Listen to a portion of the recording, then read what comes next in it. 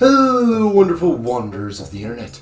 2023 was an interesting beast of the year, with so many gaming gems. I kept hearing over and over again how stacked this year was, but looking around and not finding exactly what I expected, many of my most anticipated titles even fell flat on their face. So let's look up, down, and all around at my top 10 games I played in 2023. Let's go!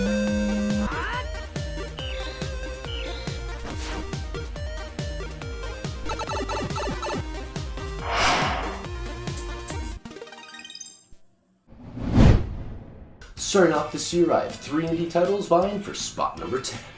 These 3 games all were enjoyable in the moment while I played them, but at some point, because of some issue, I lost interest along the way. We've got Blasphemous in this corner, Dave the Diver over here, and in our last corner, of course, Hades.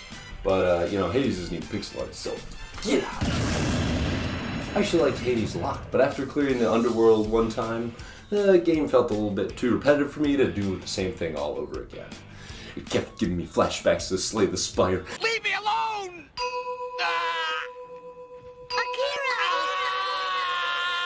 For the remaining 2 contenders, let's look at 2 different cutscenes. Here's one from Blasphemous. Forge your punishment and nail it deep. Shake my guilt once again. And here's one from Dave the Diver.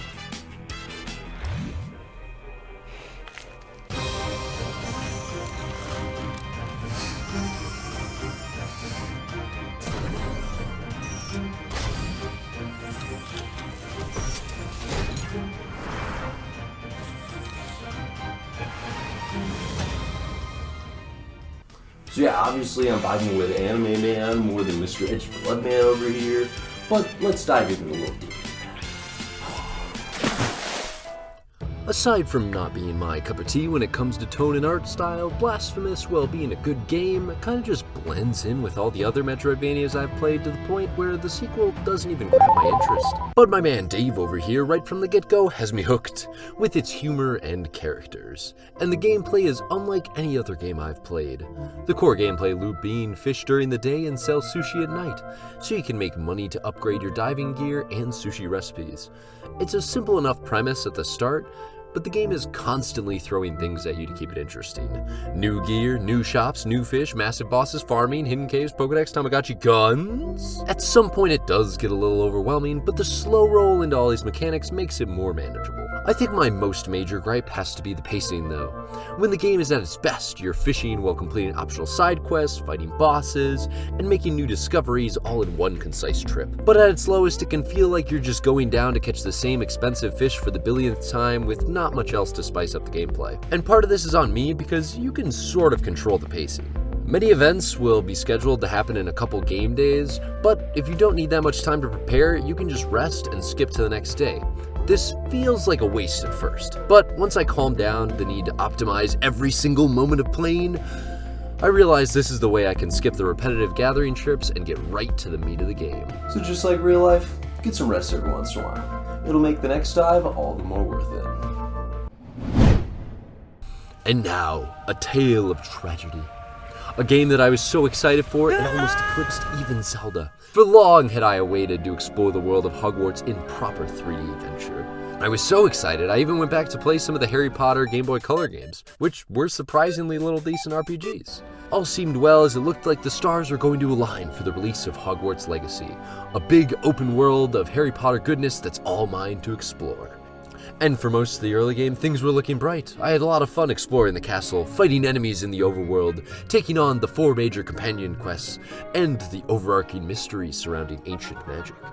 But then the cracks started to show. I remember being irked every time I came across one of these locked doors that you need Alohomora for. There's no way to mark these on your map for later either, so much of my early game was running into these frustrating dead ends, knowing that I'd have to come back later but wouldn't remember where they were. And can we talk about the collectibles? Because I'll give it to the game, there is a lot to do. But what about these collectibles make them worth it? You'd think gear would be one of the more exciting things to find, giving you better stats for your characters and making them stronger, but it feels like 80% of the time the gear is actually worse than the one you've already found. And if you're unlucky, it'll be unidentified, which means you have to spend your time getting it identified before you even know if it's worth your time. Wand handles are neat, but it's just a tiny little cosmetic that barely matters. Conjurations can be useful furniture, but most of the time are just decorations that I never use because this ain't Animal Crossing. I don't want to spend time decorating my house. There's Revelio pages that add cool lore but are functionally worthless, and ingredients that I pretty much only felt the need to use when I needed more health potions, which really just forced me to go back to the room of requirement every now and again, interrupting my journey. And while I do think collectibles are a big issue, I can kind of skate over it for the most part, but the open world and sense of discovery, I cannot. Don't get me wrong, Hogwarts, Hogsmeade, and the few dungeons that are tied to main character side quests are quite good, like Poppy's Hippogriff Rescue and Sebastian's Dark Magic missions. As you go on through the game though, you'll begin to notice that after the first 15 hours, you've really seen most of what the game has to offer. I mean, look at this map. There's so much stuff, but these are the only ones I really care about. These 13 dungeons, which for the most part you won't be able to interact with until you unlock it during a certain quest, which means you can't really organically stumble upon these. So what else do you have to find? Well, there are 112 treasure vaults that are pretty much just an empty single room cave that has a single chest containing a collectible that is probably useless. Or one of the 95 Merlin trials that gives a fun little puzzle and rewards you with more inventory slots, which is handy, but apparently after you do 52 of these, the remaining 43 give you absolutely nothing else? What? Then why are they even here? And there's so much more I could go into, but let's just splatter it all on the screen at once to save a little bit of time. Bam! In the end though, despite all these gripes, I do fondly remember playing this game, and the hype carried me to about 3/4 of the way until I felt like I was beginning to trudge a little bit. There is a good base game in Hogwarts Legacy, but I think it just falls short due to these repetitive quests that fluff up the playtime, and a larger world that altogether doesn't have too much interesting things to find in it. Speaking of games that disappointed people, is this a top 10 or a bottom 10? Because according to some people, this next one's a real stinker. But let me do my best to defend it. Fire Emblem Engage has the incredibly difficult job of following up Three Houses, one of the best Fire Emblem games in the series, with 3 brilliant stories to follow and a slew of interesting characters that you are able to customize more than ever before. Well, that's not what you're getting with Engage. With Engage, it's back to basics. Strip away the epic story, most of the customization, the characters, and what are you left with? Well, in my opinion, the core of what makes Fire Emblem good. The gameplay. Of course, you've got all your standard goodness, weapon triangles, durabilities, strategic turn-based combat, yada yada, but now there's a new break system that allows you to disable the opponent's ability to counterattack if you use the correct weapon type. Of course, the de facto emblems appear, which you can equip onto any units to transform them into a super unit for a few turns that has all sorts of new abilities and attack options. The more you bond a character with an emblem, the more effective they are. Well, this is pretty straightforward and blatantly fan service bringing back all these characters. They are a fun mechanic to try to use with different units to see who the best fit is. But if I'm being honest, my favorite part of the game is when you don't have these emblems, as it suddenly instills a great feeling of powerlessness.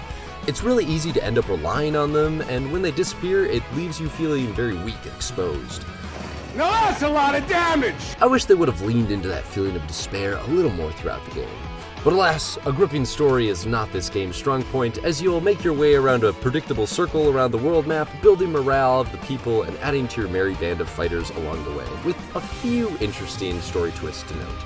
The heavy customization is gone from Three Houses, which I think in this game's case is a blessing, because for me, I was a bit worn out from that slower paced gameplay of Three Houses and was much more excited to simply dive into battles immediately, instead of micromanaging each unit.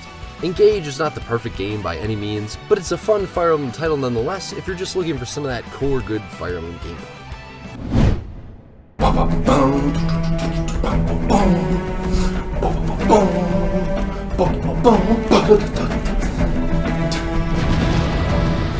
Alright, it's time for a sneaky edition where I throw in a game that's definitely not a 2023 game and hope nobody really notices. But unlike Subnautica, which was like kinda new, we're going all the way back to 2001.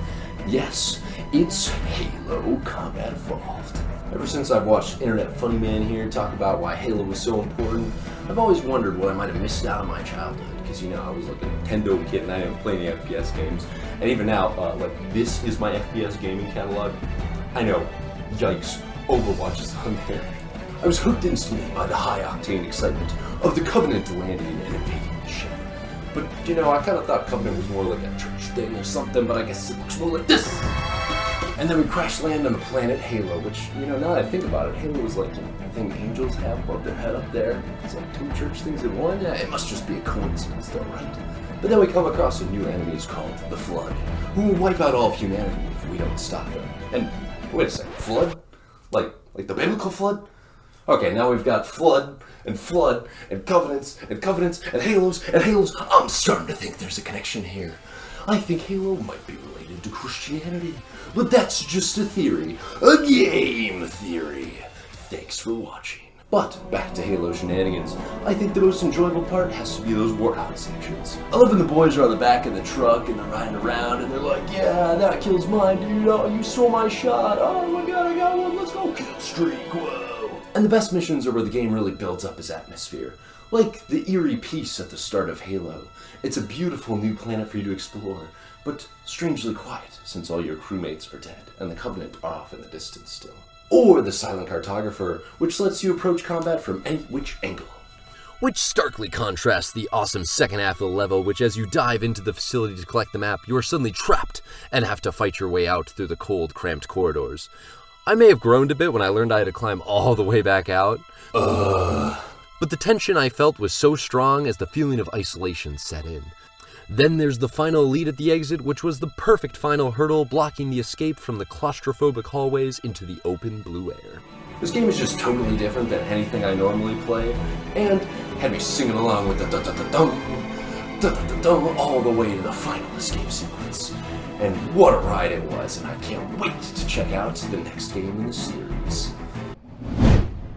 Alright, this list has gotten a little off track, so let's go back to the basics with Mr. Wahoo himself here, and talk about his new game.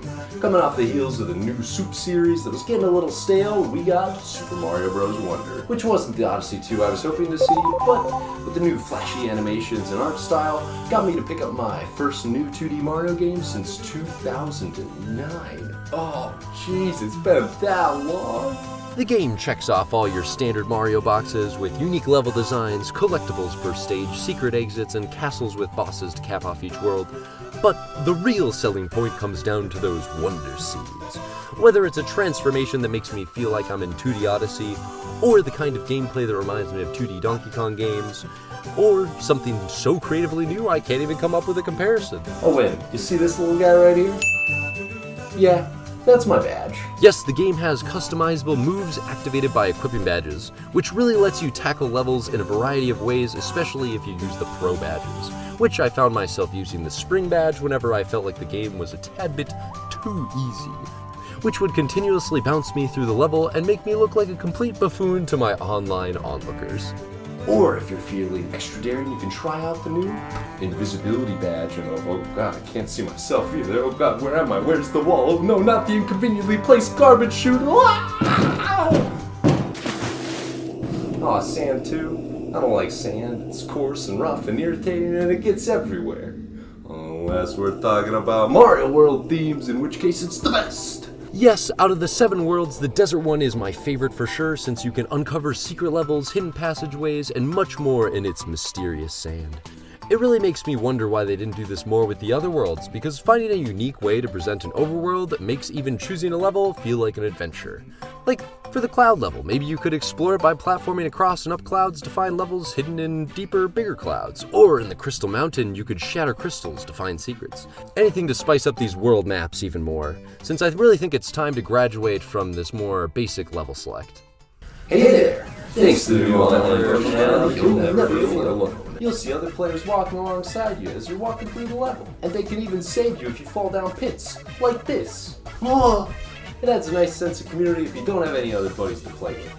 And instead, you can at least have some mystery friends along for your journey through Super Mario Wonder. As far as critiques go, I would have to say the weaker boss variety. Literally every castle is just Bowser Jr. Like, come on, that's worse than Koopalings. Also, I suppose they could have done more badge levels. I mean, the final special world is a gauntlet of all the badge powers together, but it just left me craving more of these multi-badge themed level designs. Maybe they could just do one per world?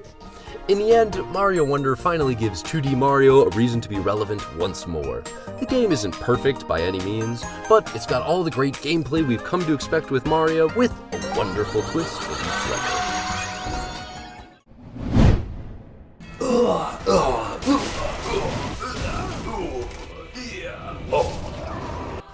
Ah yes, good old Dark Souls, the third to be exact. I played Dark Souls 1 back in 2020, Dark Souls 2 and Elden Ring back in 2022, and now finally Dark Souls 3 in 2023. Funny how that kind of almost lined up there for a second, except for Dark Souls 1. Oops. But this time, I went on a simultaneous but not quite co-op run with my buddy Sheephead. And while he used wind blades and sliced through the game with ease, I learned that my actions have consequences. Yes, you see, I went with the pyromancy build, and immediately missed the mage that's like supposed to tell you where to go, and didn't have any good spells for like the whole game, and only had my pitiful fireball with my level 1 pyromancy glove. And even when I did find the pyromancy guy and unlock him and bring him back, which I had to use a guide for, by the way, ended up not realizing I could level up my pyromancy flame, so I just didn't do that either, and just bought spells, and they were still super weak. It wasn't until even later in the game that I realized that, and I came back and got it up to the level of whatever the max was at the time, and oh my goodness, it made the game not even that much easier. But I found a rock spell, and that knocked guys on their backs, so I could combo that into ad infinitum, and that was pretty good, so that's nice. And now that we're about 80% through the game, you would think that things got better, but no, I still got destroyed by most bosses. And deep into these boss attempts, when the night is old and my eyelids heavy, arms spaghetti, I say those magic words. Just 5 more tries. And just like that, I'm in the zone, and within those 5 tries, I defeat a boss I've been struggling on for hours. I especially love these moments because it makes me think of my Dark Souls 1 playthrough, where I'd been stuck on Smog and Ornstein for over 100 attempts. It was late at night and I was ready to stop streaming and playing the game, but someone convinced me to give it one more go. One more try. Oh, you know what? We'll go to midnight. And through some miracle, that was the magic try that finally broke the biggest wall of Dark Souls, and is probably what led me into playing all these Souls games afterwards. So let that be a reminder to never give up! And after all that, I jumped right into the DLC, which is super rare for me, because normally I'll just let a game be done after I finish it.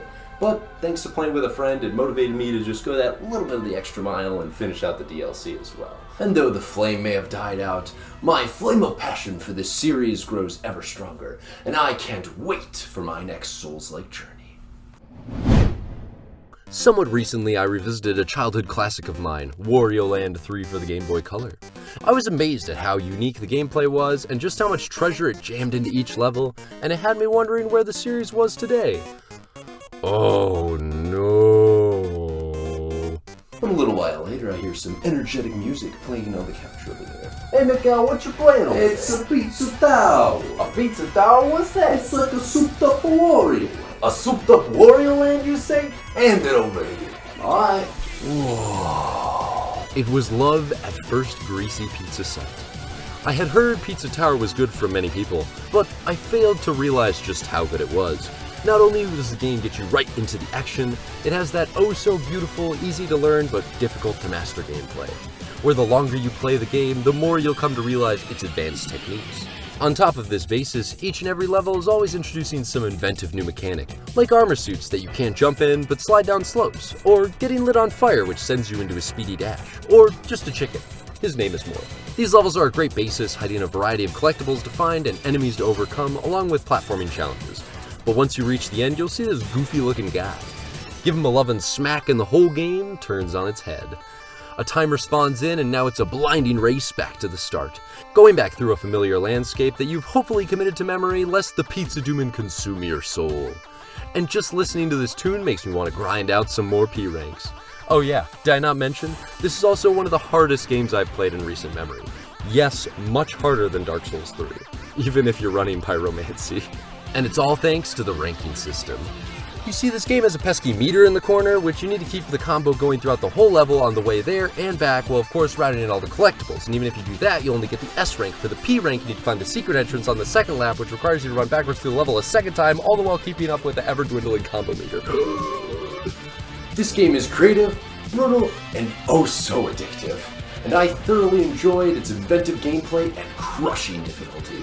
I only got half or so of the P ranks, but I can definitely see myself chipping away at those later down the line, because that's the fate that this game Deserviolis. Because that's like the song, baby. Another one of those games we've been waiting on for 15 years. It's close to completion, you say, Miyamoto. But past comments aside, the game is finally out and in our little Pikmin hands. Well, for one thing, gorgeous levels that rival some of the best looking games on Switch. You've got a couple new Pikmin to play around with and a few new modes like Dandori battles, night ventures, time trials, as well as the return of the fan favorite caves.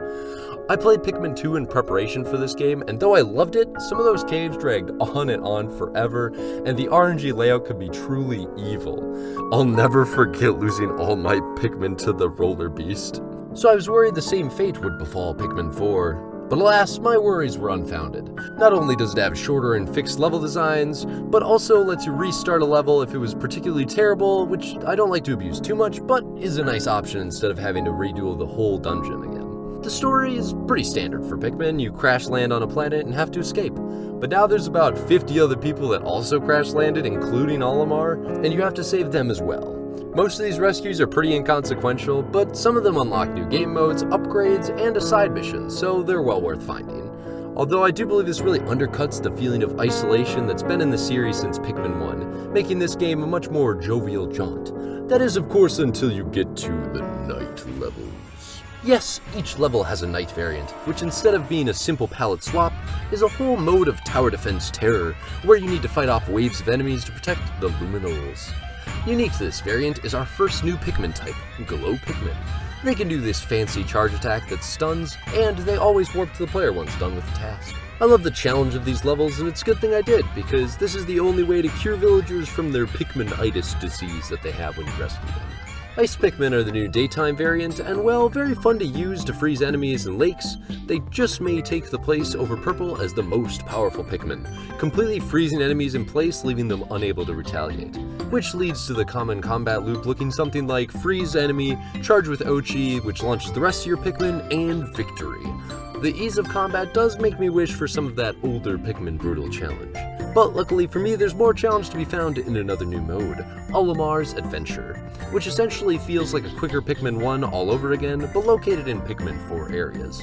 There's 30 ship pieces to find as quick as you can with just yellow, blue, and red Pikmin. No caves, just the core Pikmin experience. And it's as difficult and polished to perfection as I remember. Pikmin 4 is truly a treat and a game that has something for both old and new fans alike. And we arrive at another game that I've long awaited since its first reveal. With its beautiful pixel graphics and music from the Chrono Trigger composer herself, Yasunori Mitsuda, yes, it's Sea of Stars. Immediately, I'm hooked on this game's combat because it's got action commands.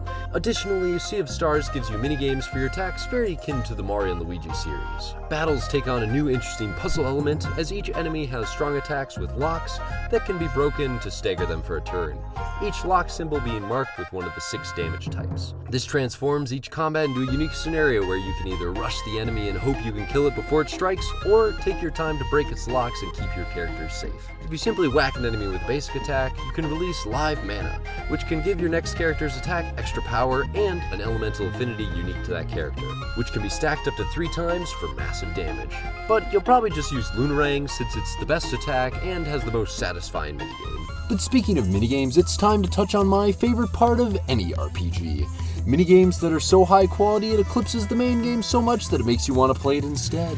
Yes, this game is called Wheels, with a simple premise of getting your opponent's health down to 0 by spinning the slot wheel, activating one of your 2 characters, and doing damage to their health bar.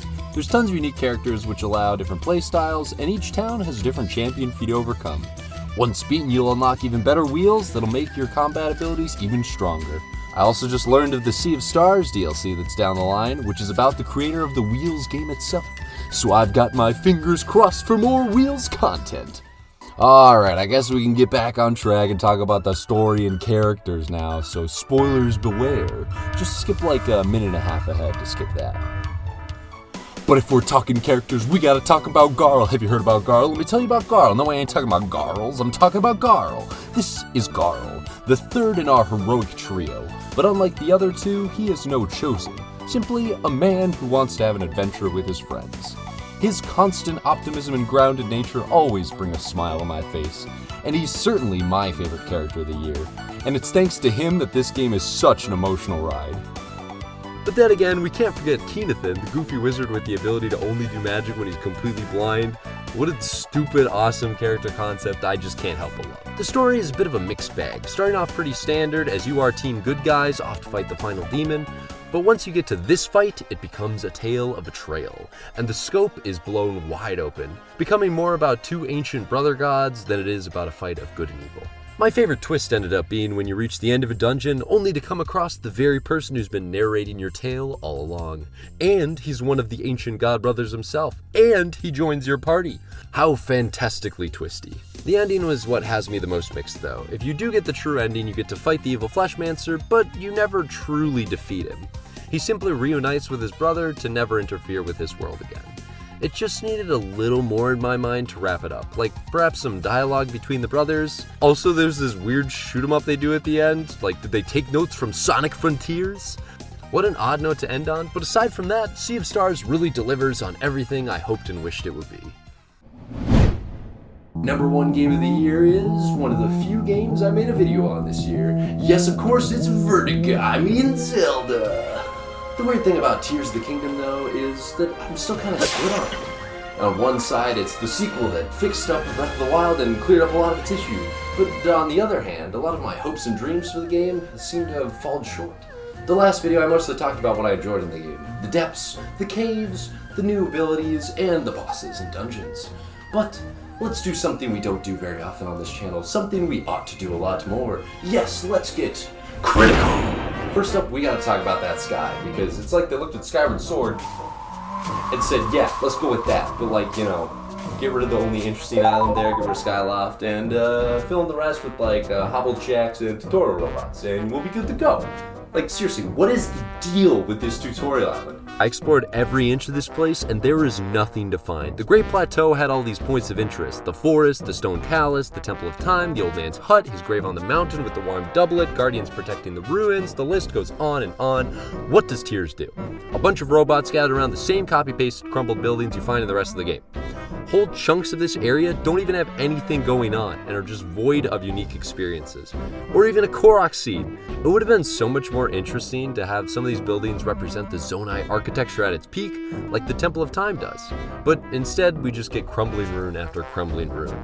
The only thing interesting I can recall is the Flux Construct, but instead of being a cool surprise like the Stone Talus, he's in this super obvious arena circle that can only be accessed very intentionally instead of organically discovered. Man, if they were going to make this tutorial so bland, I wish they would have just condensed it and not waste my time exploring this empty landscape. This tutorial will teach you the rules of Tears of the Kingdom, but it is just barely serviceable in my opinion. Once you're in Hyrule, you're not even set loose entirely, as you're highly advised to run from NPC to NPC to get the paraglider. And then you get into the depths, which really hyped me up for this game, but hey, we're being critical here, so what's up with these depths? Are they so dark because they're trying to hide that there's nothing in it? Jokes aside, I do think the depths were pulled off pretty well, although I do wish there was more to do in them. Once you discover the 5 or so type of things you can do, it sort of becomes a checklist to visit each one, with few surprises in between. I really think 1 or 2 settlements that were non-Yiga would have gone a long way in fleshing the area out. Just imagine if you could gather up people scattered in the depths to build a village instead of continually running into Yiga members. This human hub could give you various quests, and if you get a certain number of people, you could unlock a raid quest where you fight against the Yiga troops with your own people, something akin to a monster raid battle. That would be oh so satisfying. But my biggest and most egregious gripe is that this game doesn't let you help with the Hyrule reconstruction efforts aside from the pirate village, which you're building something that you've already seen in Breath of the Wild and once built is completely identical. There's always Bolson sides that tease at helping with the reconstruction of Hyrule, but all they are functionally is materials for crafting vehicles. And once you have even a couple of Zonai pieces, they become completely useless. I'm just shocked that there's nothing even close to the building Terrytown quest in a game that is so focused on building things. There are destroyed towns everywhere, and I can't understand why Bolson doesn't have several quests that allow you to use his materials to rebuild them, and then find people to fill them out. Again, they've already done this in Breath of the Wild. Why do they refuse to do it again? I don't get it. There's even a house building system that Link uses for his house but never shows up anywhere else. Man, I just want to see what a populated castle town or Great Plateau would look like, but I guess all I have is my tears. You may be wondering, after all this ranting, that how can this game even be my favorite of the year? Well, the truth of the matter is I just want to sweep squeeze as much out of this game as I can. And even though it didn't meet all my hopes and expectations, inversely, there's just so much to do in this game. And the game really just feels like a souped up Breath of the Wild that's improved in almost every way. All the various regions, except Zora, felt thoroughly remixed due to the weather, and the new cave system adds a whole new layer of exploration to the overworld, not even mentioning the whole actual layer of exploration in the depths. Dungeons expanded the lore and grandiose of the world, and sometimes the trips to those dungeons were just as exciting as the dungeons themselves. Tears of the Kingdom isn't perfect, but I still enjoyed the heck out of it and just wanted to see more from it. It's the kind of game that kept me thinking long after the credits rolled on my experience through the world of Hyrule. And that's why it's my game of the year for 2023. Thanks so much for watching my top 10 games of 2023. If you feel so inclined, leave your own list in the comments below. And I hope you're looking forward to more videos, because I've already got 3 planned for the pipeline in the next couple months. So stick around for that, and maybe even, like and subscribe. That'd be pretty cool. But until then, I will see you later.